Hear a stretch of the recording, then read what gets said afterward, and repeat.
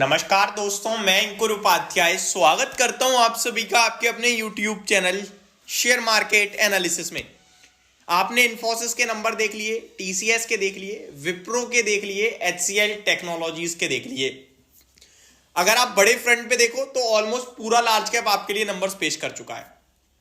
आपने केवल नंबर्स नहीं देखे, नंबर्स के ऊपर रिएक्शन भी देख लिया। इन्फोसिस 7% ऊपर खुला, TCS भी लगभग 4% ऊपर गया था रिजल्ट्स के बाद, विप्रो में भी लगभग 5% की तेजी आई रिजल्ट्स के बाद, एंड HCL टेक भी 4-5% भागा। बाद में क्या हुआ वो मैं बात नहीं कर रहा, मैं रिजल्ट और रिजल्ट्स के बाद नेक्स्ट डे जो हुआ उसकी बात कर रहा हूं।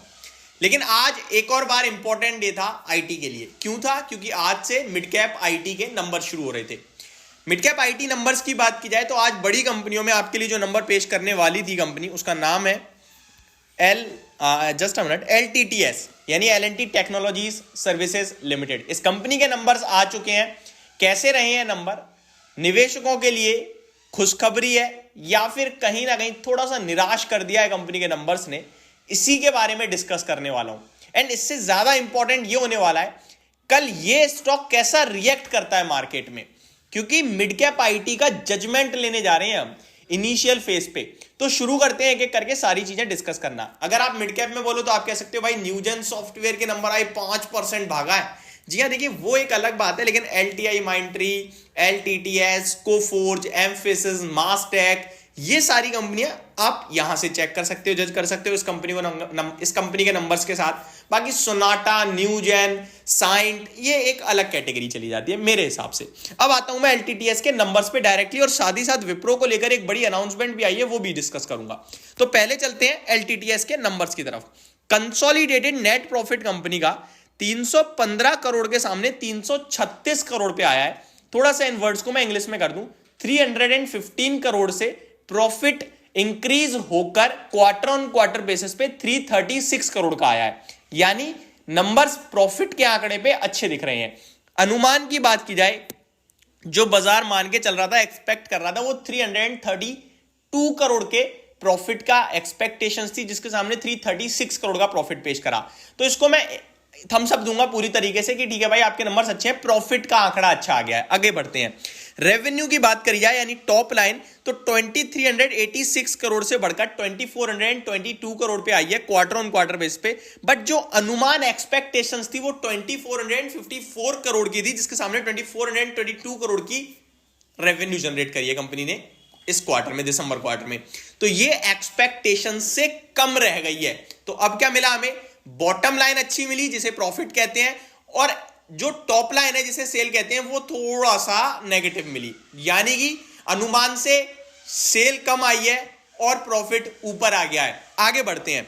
अगर बात करूं आप सभी के साथ कामकाजी मुनाफा, तो 407 करोड़ से बढ़कर 416 करोड़ का आया है।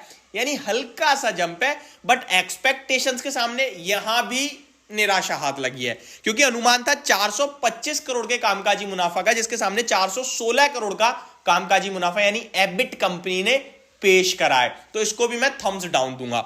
मार्जिन्स की तरफ बढ़ते हैं। 17.08% से बढ़कर 17.19% के मार्जिन्स कंपनी ने क्लॉक करे हैं, बट अनुमान 17.3% का था। तो ये भी अनुमान से थोड़ा सा डाउन है। तो मैंने चार चीजें आपके साथ इंपॉर्टेंट जो होती हैं वो डिस्कस करी। चार में प्रॉफिट ऊपर आया, बाकी सब नीचे गया है।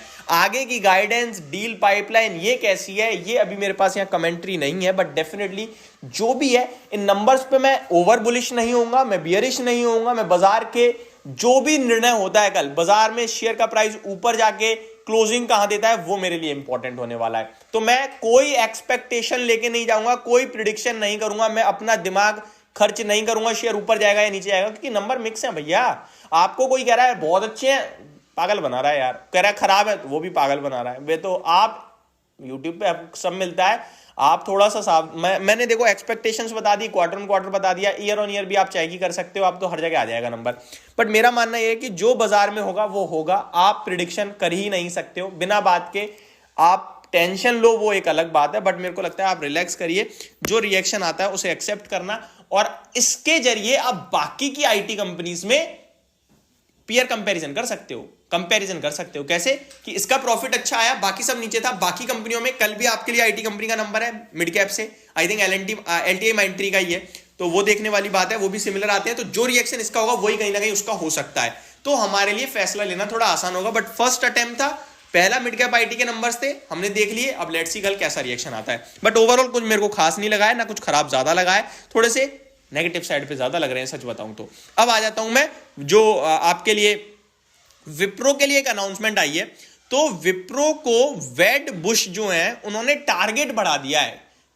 जो पहले इनका टारगेट था वो $4 का था, अभी $6 का है। इंडियन करेंसी में आए तो अगर मैं 83 रुपए का डॉलर लेके जाऊं, अगर मैं 83 रुपीज का, तो पहले इनका टारगेट था 332 रुपए का। और अगर मैं इनके अभी के हिसाब से देखूं तो 83 में 498 का टारगेट बनता है, जिसके ऊपर stock already I think trade कर रहा है। 498 के ऊपर ही आई थिंक 485 पे, तो वहीं टारगेट पे ही खड़ा है। तो टारगेट रेस क्या करा आपने, तो वहीं का वहीं खड़ा कर दिया टारगेट को। बट मेरे को लगता है 550 का कैंडिडेट है ये, थोड़ा वेट करना चाहिए। होप आपको ये सारी जानकारी समझ में आई होगी, पसंद भी आई होगी। Thank you so much for watching this video. Have a great day guys.